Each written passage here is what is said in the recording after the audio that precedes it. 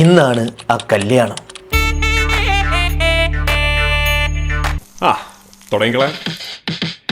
രാവിലെ തന്നെ അശ്വിന്റെ വീട്ടിൽ പോയപ്പോ വെളുപ്പകാലത്ത് 5 മണിക്ക് തന്നെ കുളിച്ചിറങ്ങി റെഡിയായിട്ട് വന്ന ആകാശ് വന്നൊന്ന് ഭയങ്കര വെളുപ്പാണ് ഏട്ടാ. നീ ഒന്ന് മാറിപ്പോയാണെന്ന്. ശേഷം അഖിലിന്റെ വീട്ടിൽ ചെന്നപ്പോൾ കണ്ട കാഴ്ച, മേക്കപ്പ് ഇടാനിരുന്ന അളിയനെ എടുത്തു മാറ്റി സ്വന്തമായി അവിടെ കയറിയിരിക്കുന്ന സ്വന്തം അളിയൻ. പെങ്ങളെ കിട്ടിയ സ്ത്രീ തന്നെ തുക തരുമോ അളിയ? ഇനി അമ്പല ദർശനവും ഫോട്ടോഷൂട്ടും. മാന്യരെ, സ്ഥലത്തെ പ്രധാനമായി നോക്കിയും രാത്രി സഞ്ചാരിയുമായ ജീവിതത്തിന്റെ ഈ വൈകിയ വേളയിൽ വിവാഹിതരാവുകയാണ്.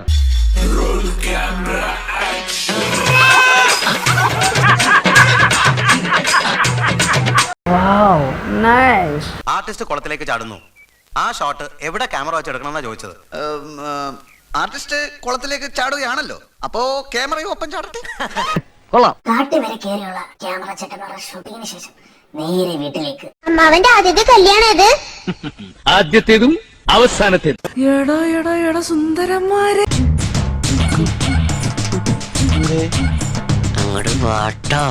ആളുകാർക്കല്ലല്ലോ മോനെ, നിനക്ക് ഭാവിയുണ്ട്. വീട്ടിലെ ഫോട്ടോഷൂട്ടിന് ശേഷം നേരെ ഓഡിറ്റോറിയത്തിലേക്ക്. ഈ കല്യാണം ഈ കല്യാണം അടിപൊളിയാണ്.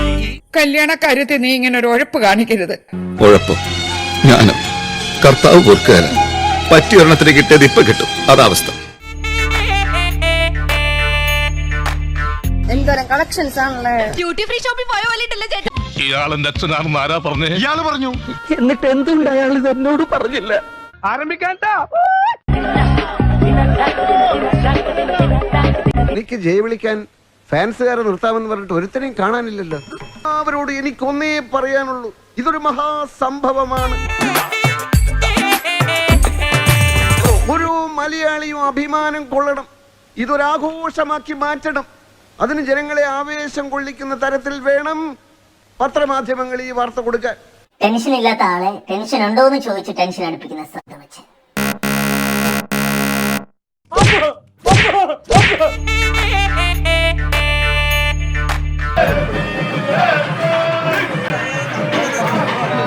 ചങ്കു കൊടുക്കും ചൻസുകളെല്ലാം മാർപ്പ് വിളിച്ച് കൂടണ കല്യാണം. ജോർജ് ഊട്ടി എപ്പോഴും ഞങ്ങളെ സ്നേഹിച്ച് തോപ്പിക്കുക.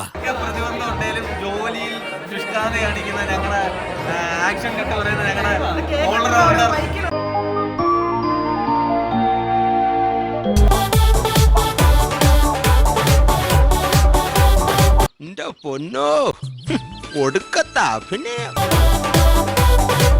ഈ അഭിനയം വീഡിയോക്കകത്ത് കാണിച്ചായിരുന്നെങ്കിലോ എപ്പോഴേ അറിയിച്ചായിരുന്നു. എനിക്ക് കെട്ടാൻ മുട്ടിയിരിക്കാണ്, എന്നെ തടയരുത്. എന്നാ പിന്നെ പെണ്ണിനെ വിളിച്ചോളൂ. യശോദേ,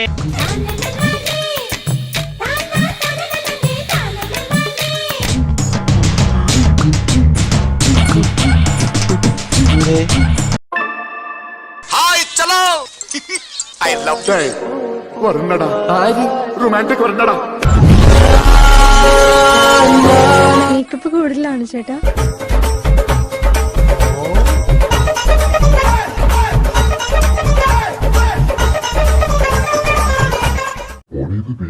ഓഡിറ്റോറിയമാ.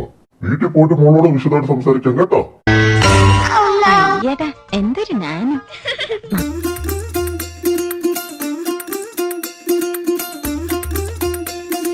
ഫ്രണ്ട്സിനും ഫാമിലിക്കൊക്കെ ഫോട്ടോ എടുത്തു. ഇനി ഇത് ഓൺ ചെയ്യണില്ല. ഈ മൊബൈൽ ഫോൺ കണ്ടുപിടിച്ചോന്റെ അമ്മയ്ക്ക് ആദ്യം വിളിക്കണം.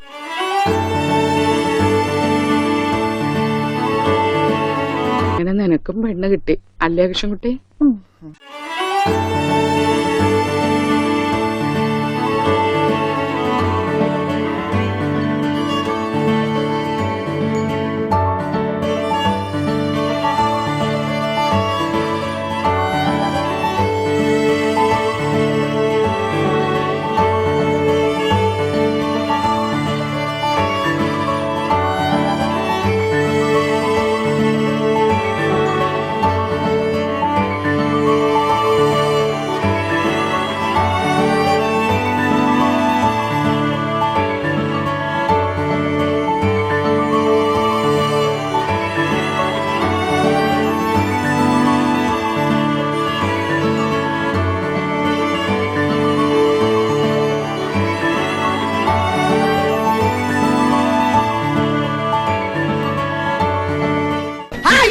ഞാൻ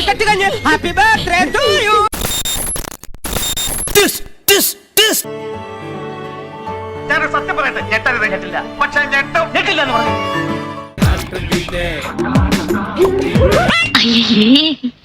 ഞാൻ ഇത്രയും വിചാരിച്ചില്ല. എനിക്ക് നാണാവുക. സാറേ ആ സമയത്ത് മാസിലങ്ങ് ആയിപ്പോയാണ് സാറേ അങ്ങനെയൊക്കെ. ഒരു 100 വർഷം ഒരുമിച്ച് ജീവിക്കാൻ കർത്താവ് നിങ്ങളെ അനുഗ്രഹിക്കട്ടെ. ഇതിന് പ്രതിവിധിയൊന്നും ഇല്ല അച്ചോ. വേറെന്തോ വലുത് വരാനിരുന്ന അത് വേണ്ട അത് വേണ്ട.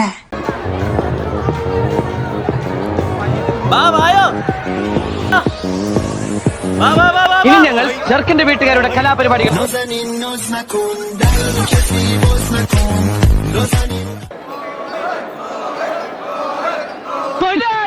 സിന്ദാബാദ്.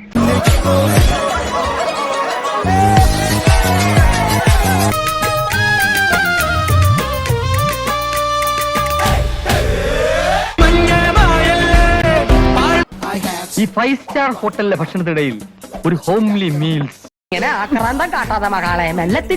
ഇവന്റെ വയറ്റില് കൊക്കോ പുഴുവല്ല, കൊക്കോ പാമ്പാന്നാ തോന്നുന്നത്. നീയൊക്കെ കണ്ണൂച്ച് പഴയ പോലെ ഒന്നും കഴിക്കാൻ പറ്റണ്ടായി. ചേട്ടാ 2 plate mutton fry. Multinational company 200 விவசாய கிராமங்களை அழிச்சிருக்கு.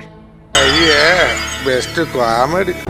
ഉയരങ്ങളിലെത്തിയ ആണുങ്ങളുടെ പിന്നില് അവരുടെ ഭാര്യമാരുണ്ട്.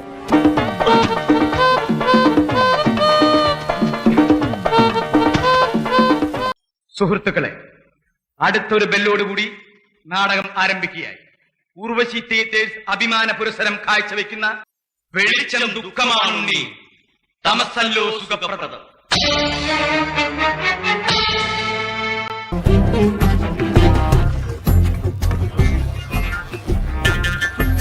തെണ്ടികളൊന്നും പോത്തില്ലല്ലോ.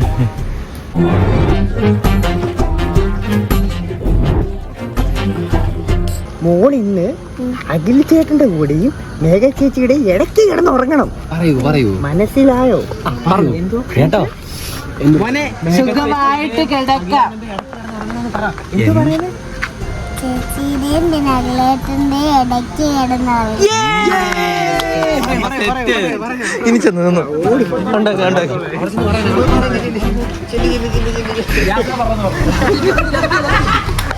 ഫോൺ കൊണ്ടല്ലേ. അനിയാ പോട്ടെ, അമ്പിപ്പനെ പോട്ടറ. സാറേ ഒന്നും വിചാരിക്കില്ലേ മക്കളെ, മാമനോടൊന്നും തോന്നല്ലേ.